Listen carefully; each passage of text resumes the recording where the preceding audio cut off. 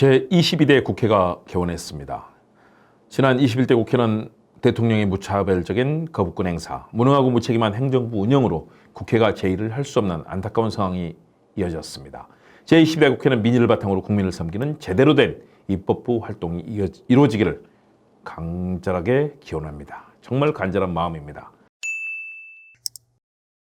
서대문의 파랑나비의 유능한 핵심가 시사도민고 김옥TV 힘차게 시작합니다. 많은 관심, 응원, 참여, 좋아요, 댓글 공유, 구독과 알람 설정 부탁드립니다. 제22대 국회 192석의 거대한 범야권, 108석의 소수 여당, 이런 여소야대의 구도 속에서 의원 300명이 4년간 입법 활동을 펼치는 입법부의 장이 열렸습니다. 의장단은 다음 달 5일부터 열릴 첫 본회의에서 표결에 선출합니다. 더불어민주당은 22대 전반기 국회의장 후보로 우원식 의원을, 민주당 몫의 국회 부의장 후보로는 이하경 의원을 선출했고, 국민의힘의 이 부의장 후보는 아직 정해지지 않았습니다. 국회의장은 원내 일당이 되는 것이 관례입니다. 각 당이 의장과 부의장 후보를 추천하면 국회 본회의에서 표결을 통해 확정합니다. 민주당 후보로 선출돼 22대 국회 전반기 국회의장으로 확정된 우원식 의원은 기계적 중립은 없다 라고 얘기합니다. 야당이 추진하는 쟁점 법안을 지원하는 등 행정부 위에 입법부를 예고 있습니다. 우원식 의장이 국회가 민주주의를 구현하고 검찰 폭정, 무책임 정치, 무능 행정을 감시하고 견제하며 국민을 섬기는 그런 의회, 국회가 되도록 적극 나서주기를 기대합니다. 개원식은 상임위원장을 포함해서 모든 직을 확정한 후에 열리는데 현재 아직 일정이 정해지지 않았습니다. 법사위, 운영위 위원장을 놓고 여야가 팽팽하게 맞서서 원구성 협상의 교착 상태입니다. 민주당은 원구성 법정 기한인 다음 달 7일까지 협상을 마무리하겠다는 목표를 세운 바 있고, 국민의힘도 마냥 거부할 수는 없기에 조만간 원구성이 이루어질 것으로 전망합니다. 여야 대치정국은 이번 국회에서도 이어질 것입니다. 범야권은 최상병 특검법 등 윤석열 대통령이 제2요구권, 거부권을 행사한 법안들을 개원 즉시 재추진하겠다, 이런 입장을 밝혔습니다.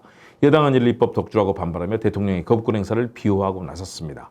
윤 대통령은 대통령 거부권과 예산 편성권을 적극 활용해서 대야의 협상력을 높이라고 여당 의원들에게 주문한 바 있습니다.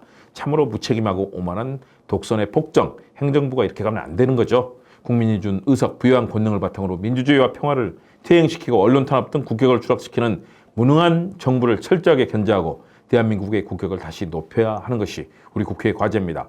22대 국회는 더불어민주당 171석, 국민의힘 108, 조국혁신당 12, 개혁신당 3, 진보당 3, 새로운 미래 1, 기본소득당 1, 사회민주당 1 이렇게 배정이 됐습니다. 지난 총선에서 당선자를 내지 못한 정의당은 원외 정당이 됩니다.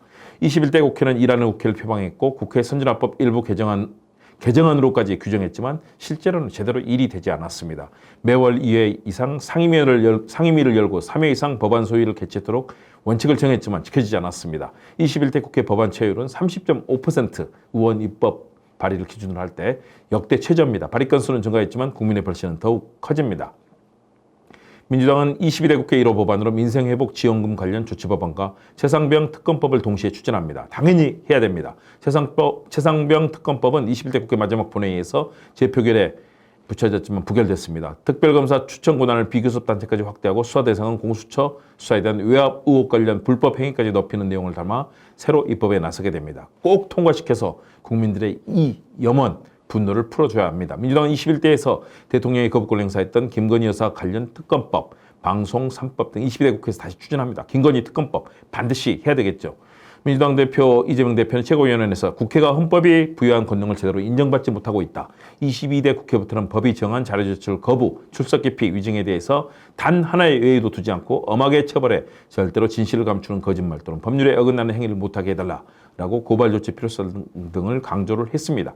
당연히 해주길 바랍니다. 조국 혁신당도 특검법, 특히 한동훈 특검법을 당론 1호 법안으로 발의를 했습니다. 한동훈 전 비대위원장이 검사, 장관 재직 시 비의혹, 자녀 논문 대필 의혹 등 가족 비의혹 등에 대한 특검 수사 도입 근거를 마련하겠다고 하는 것입니다. 정말 당연히 해야 되겠죠. 반드시 한동훈 특검법 꼭 추진하길 바랍니다. 22대 국회는 국민의 뜻을 받들어서 제대로 일하고 법을 만들고 행정부 독주, 견제 심판하고 국민과 헌법 정신을 거역할 때는 탄핵 등 모든 조치를 취해서 대한민국을 정상화시켜야 됩니다. 22대 국회의원들이 밤낮을 없이 가리지 않고 쉼없이 일하면서 국민들에게 희망과 정의의 가치를 보여주고 민주주의를 회복시켜주길 기대합니다. 대언론 소통, 대국민 소통, 일하고 법 잘 만들고 성과 내는 국회 기대합니다.